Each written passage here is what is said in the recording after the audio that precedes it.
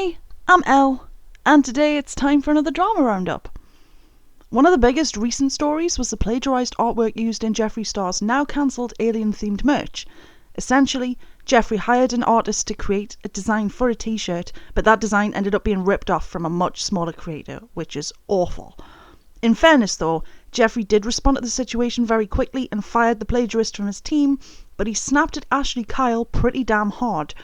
To catch up, you really need to watch Ashley Kyle's first video, then Beauty Sleuth Official's video, and then back to Ashley Kyle's second video, because you really don't need me to read out tweets that you'll most likely already know about.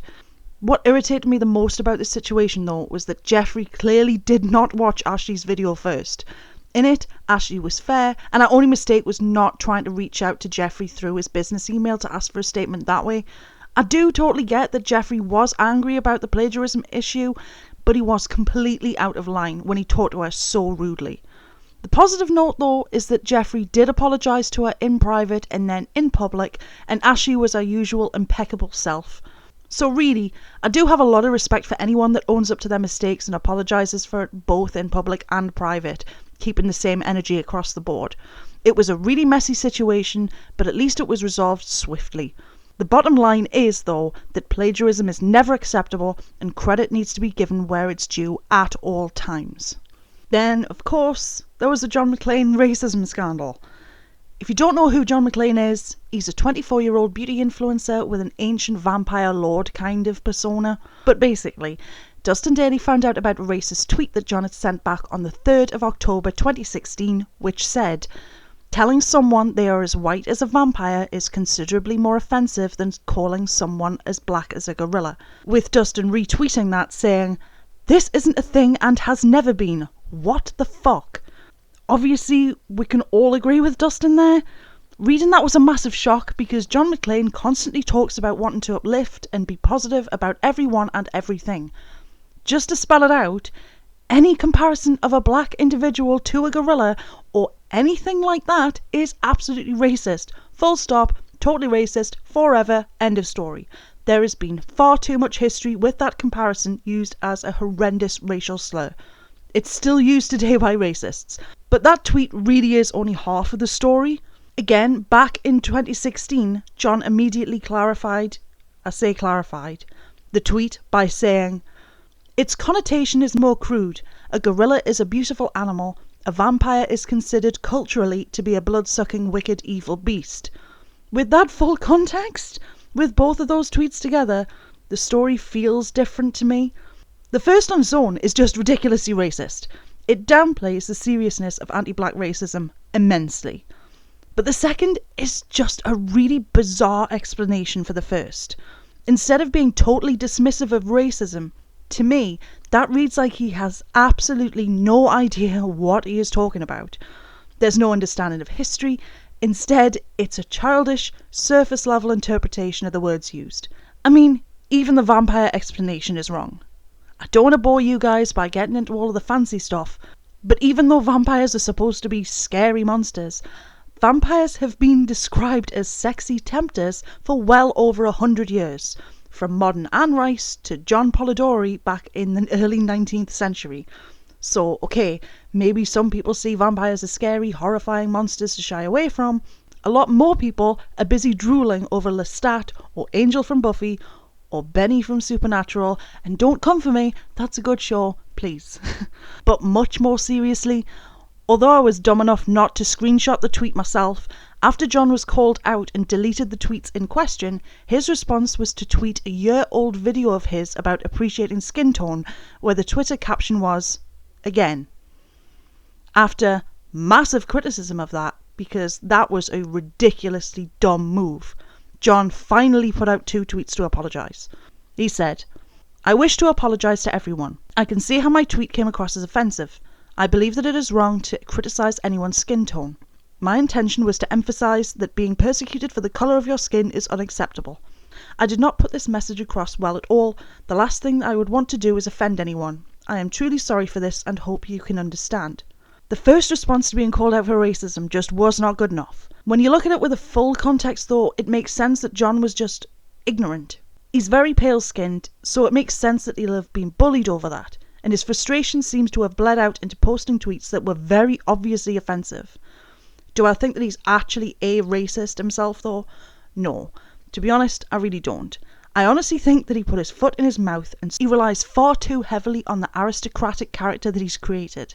He may sound refined, he may put across as though he's well read and understands very complicated topics, but some of his understandings of the world are very childlike, like I've just said. Does that excuse the tweet? Not even slightly. But it does mean that he needs to do a lot of learning, and he really does need to humble himself. What interests me the most here, though, is that the real reason this came to light was because of Jeffree Star. Yes, I know.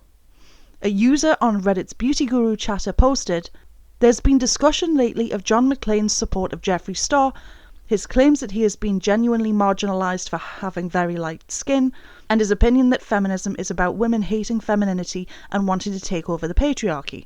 Out of interest, I looked at his old tweets and was very shocked to find this." And then they read the old tweets again.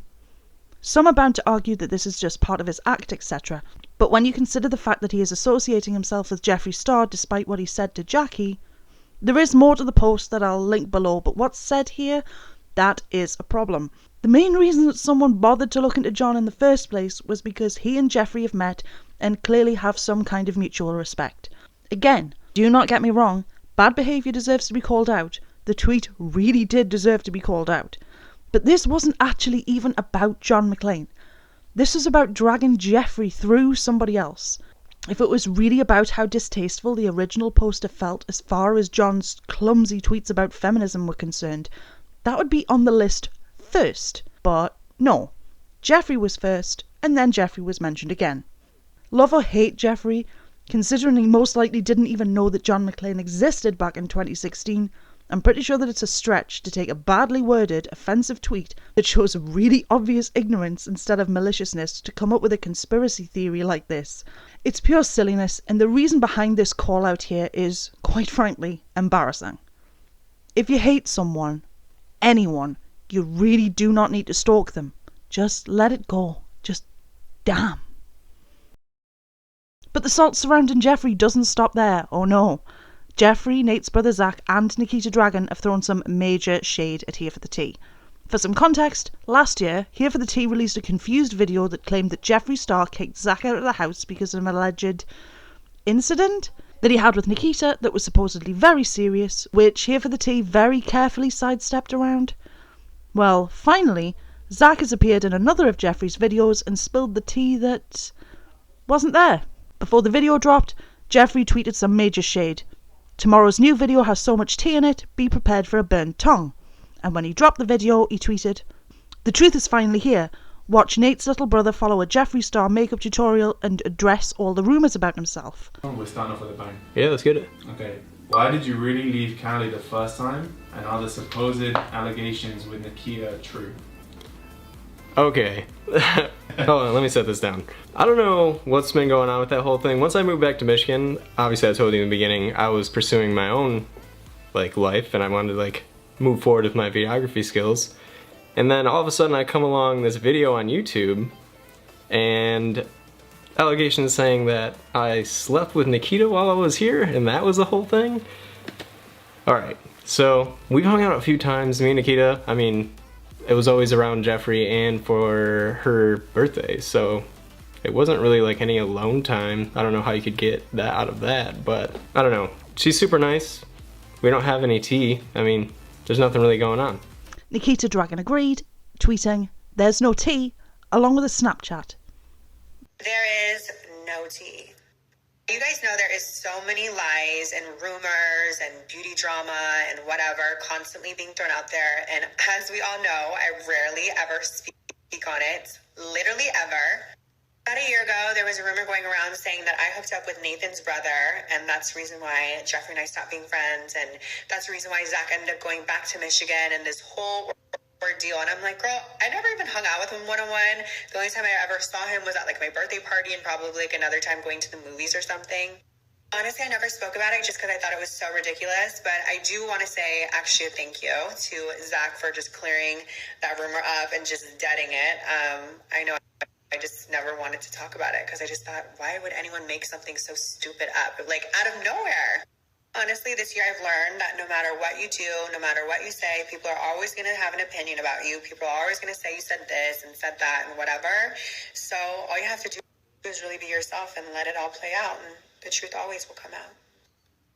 You know, it's crazy. I feel like some people really forget that this is actually our real lives and we're real human beings. And despite all the fake news and drama and tea that people want to spill and whatever, at least for me, I like to handle my business offline because I feel like a lot of things don't need to be hashed out in front of everyone. You know, if I'm going to have a problem with someone, I'm going to have a problem with them and I'm going to deal it with this instance and so many other instances. Yes, I've chosen not to speak about a lot of things because I am just handling things on my own, or just because they're so ridiculous that I don't feel like my time or my energy is even worth, you know, repeating it or trying to even solve it because it's just so ridiculous. Sweetie, I'll forever be unbothered. Really? The tea about Zach leaving seems more likely to be about 3 people living in a house together, having some personal issues, and then working them out behind the scenes. Drama all aside, influencers are actual human beings and ordinary real-life things happen to them all the time. It isn't always tea. Sometimes there are just personal situations that don't need any grand speculation. Some things work, some things don't, and it's not always a massive deal. For more background though, you should absolutely watch Here for the Tea's video, which, as always, is linked below.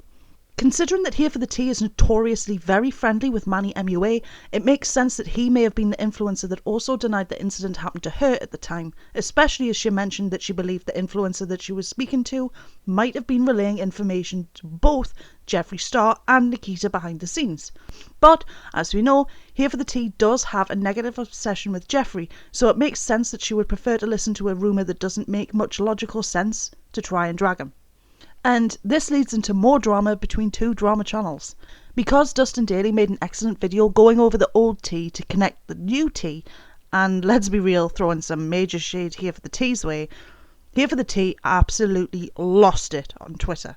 Now, as a disclaimer, I do like Dustin, and I did have fun bantering about Here for the Tea's response to his video on Twitter myself, because while I don't have any personal issue with her, she blocked me less than an hour after I exposed the silly reason as to why she's so salty about Jeffree, which I genuinely thought was funny since, let's be honest, I'm a tiny insignificant drama channel, and our inability to take any criticism is insane. In any case, Here for the Tea was so mad that she watched Dustin's video, which has no voiceover, only text, and completely forgot how to read. Responding to a fan of hers that also couldn't read Dustin's video, she said, "And isn't it interesting how that person, i.e. Dustin, believes the portion of the text that pertains to Manny and his brother, but the rest of it was manipulated / fake. I'm tired. And you're absolutely right that it was Jeffree who started that rumour. You know, before everything was all Brady Bunch for views." The rumour, of course, being that Jeffree was supposedly angry at Zach for sleeping with Nikita Dragon, which wasn't true. Now, back to Here for the Tea's video. Jeffree presumed on Twitter that the incident that Here for the Tea admitted to asking everybody about in DM was sex, and that's why she was convinced that Jeffree was pushing a fake rumour. The thing is, forget about Jeffree for a second.